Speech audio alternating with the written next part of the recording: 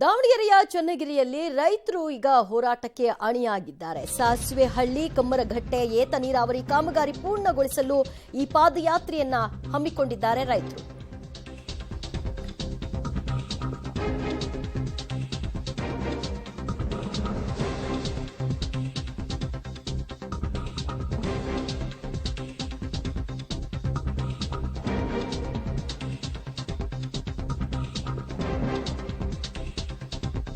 ದಾವಣಗೆರೆಯ ಚನ್ನಗಿರಿಯಲ್ಲಿ ರೈತರು ಪಾದಯಾತ್ರೆಯನ್ನ ಹಮ್ಮಿಕೊಂಡಿದ್ದಾರೆ. ಕಾರಣ ಸಾಸ್ವೆಹಳ್ಳಿ ಕಮ್ಮರಘಟ್ಟೆ ಏತ ನೀರಾವರಿ ಕಾಮಗಾರಿ ಪೂರ್ಣಗೊಳಿಸಿ ಅನ್ನುವಂತಹ ಆಗ್ರಹವನ್ನ ಇಟ್ಕೊಂಡು ಅವರು ಪಾದಯಾತ್ರೆಯನ್ನ ಹಮ್ಮಿಕೊಂಡಿದ್ದಾರೆ. ಬಗರ್ ಹುಕುಂ ಸಾಗುವಳಿದಾರರಿಗೆ ಹಕ್ಕುಪತ್ರಕ್ಕಾಗಿ ಆಗ್ರಹವನ್ನ ಮಾಡ್ತಾ ಇದ್ದಾರೆ. ಈ ಪಾದಯಾತ್ರೆಯಲ್ಲಿ ನಲ್ಲೂರು ಗ್ರಾಮದಿಂದ ದಾವಣಗೆರೆ ಡಿಸಿ ಕಚೇರಿವರೆಗೂ ಈ ಪಾದಯಾತ್ರೆಯನ್ನ ಹಮ್ಮಿಕೊಳ್ಳಲಾಗಿದೆ.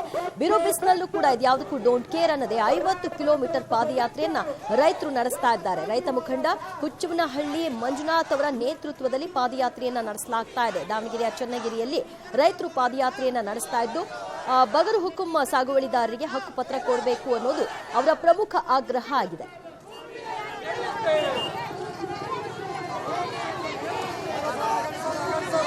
ಕೇಂದ್ರ ಸರ್ಕಾರ ಕನಿಷ್ಠ ಬೆಂಬಲ ಬೆಲೆಗೆ ಕಾಯ್ದೆಯನ್ನು ಮಾಡಬೇಕು ಅಂತೇಳಿ ಒತ್ತಾಯಿಸಿ ಹಾಗೂ ಸಾಸ್ವಳ್ಳಿ ಏತ ನೀರಾವರಿಯನ್ನು ಶೀಘ್ರದಲ್ಲೇ ಮುಕ್ತಾಯ ಮಾಡಬೇಕು, ಪೂರ್ಣಗೊಳಿಸಬೇಕು ಅಂತೇಳಿ ಒತ್ತಾಯಿಸಿ ದಾವಣಗೆರೆ ಜಿಲ್ಲೆಯಲ್ಲಿ ಏನು ನಿವೇಶನ ರಹಿತ ಕುಟುಂಬಗಳಿಗೆ ನಿವೇಶನಗಳನ್ನ ಹಂಚಿಕೆ ಮಾಡಬೇಕು ಮತ್ತು ಏತ ನೀರಾವರಿ ಮುಖಾಂತರ ಕೆರೆಗಳಿಗೆ ನೀರನ್ನು ತುಂಬಿಸ್ಬೇಕು, ಬಗರ್ಹುಕುಂ ಸಾಗುವಳಿದಾರರಿಗೆ ಹಕ್ಕುಪತ್ರಗಳನ್ನ ಕೊಡಬೇಕು ಶೀಘ್ರದಲ್ಲೇ ಅಂತೇಳಿ ಇಷ್ಟೆಲ್ಲ ಬೇಡಿಕೆಗಳನ್ನ ಇಟ್ಕೊಂಡು ಇವತ್ತು ದಾವಣಗೆರೆ ಜಿಲ್ಲಾ ರೈತ ಸಂಘದವರು ಚನ್ನಗಿರಿ ತಾಲೂಕು ಸಮಿತಿಯ ನೇತೃತ್ವದಲ್ಲಿ ಚನ್ನಗಿರಿ ತಾಲೂಕಿನ ನಲ್ಲೂರು ಗ್ರಾಮದಿಂದ ಜಿಲ್ಲಾಧಿಕಾರಿ ಕಚೇರಿ ಮುತ್ತಿಗೆ ಹಾಕುವಂಥ ಐತಿಹಾಸಿಕ ಪಾದಯಾತ್ರೆಯನ್ನು ಆರಂಭಿಸಿದ್ದಾರೆ.